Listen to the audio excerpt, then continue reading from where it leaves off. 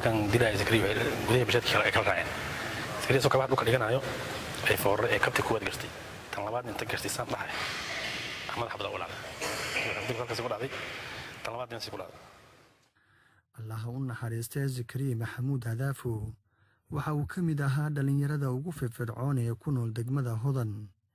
sanadkii 2016 ayaa loo doortay inuu noqdo gudoomiyaha ururka dhalinyarada degmadaasi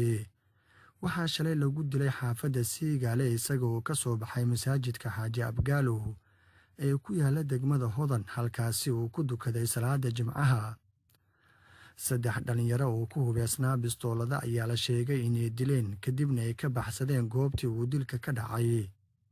Ibraahim Cumar Xuseen oo horey u soo noqday gudoomiyaha dhalinyarada degmada Hodan waxa uu ahaa saaxiibka ugu dhow marxuumka waxaan weydiiyay sidee wax u dhaceen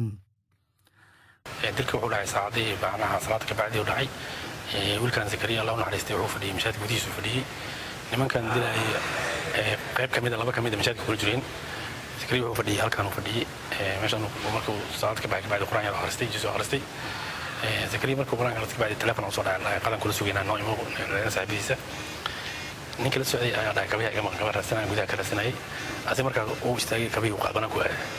markuu banaanka aad nimankan dilay Zakariya gudaya bajadka kala raaceen Zakariya soo kabaad dhulka dhiganayo ay foorre ay kabti ku wad gartay tan labaad inta gartay san dhaxay Ahmad xabada walaal halkaas ku dhacday tan labaad inta ku dhacday labaad ku dhacday labada inta ka bixin Zakariya markii uu galay hore ka galo dadkii ugu horeeyay u soo ordaan ku jiray meel dhawaan joogay dadka dhaysan dhawaan joogay imid bastoolada watan waqateen saddex cunug loo ahay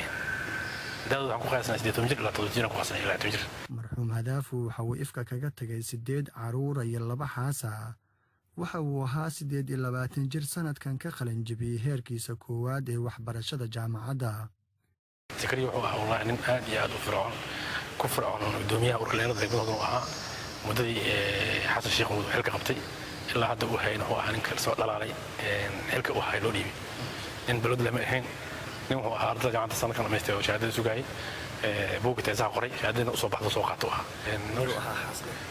Zakariya wuxuu ahaa nin xaas leh 8 caruur ka tagay xaaska hadda u dambeeyay umur ku jirta 3 bari laban tahay Allah u naxariistay gabdhahaas uu ka tagay waxa hadda laba ayaa xirigiisa ee taaskiisa ayeen laba xaas uu qabay Allah u naxariistay Zakariya Maxamuud waxa uu ka mid ahaa jamiicada masjidkan waxaana uu ahaa gudoomiyaha ururka dhalinyarada ee degmada Hodan shalay waxa lagu dilay isla masaajidkan isagoo ka baxay salaada Jimcaha saameyn ay ku yeelatay dhalinyarada deegaanka saameyn ay ku yeelatay muruga leh nin walba waxa loo sheegay xataa xalimo hurdin ayaga qalad siila degnaayeen shaqada la wato gudoomiyaha waaxda Axmed Guriyo kala soo degnaa guddiga dhalinyarada ku konsolka qaarkiisa ee guriga deganayeen oo si familkii oo haweenka ka dhashaan way la isku doonayeen waxay noo saameysay si aad iyo aad noo saameysay sababtoo ah waa geeran hadin oo si kama mutalfajar u yaqaana dabayaaqadii sanadkii hore waxaa la dilay gudoomiyihii ururka dhalinyarada degmada Warta Nabadda dhacdooyinkan soo noqday waxay saameyn badan ku yeelan doontaa doorka dhalinyarada ay ku leeyihiin soo kabashada dawladnimada dalka Zakariya Maxamuud Timacade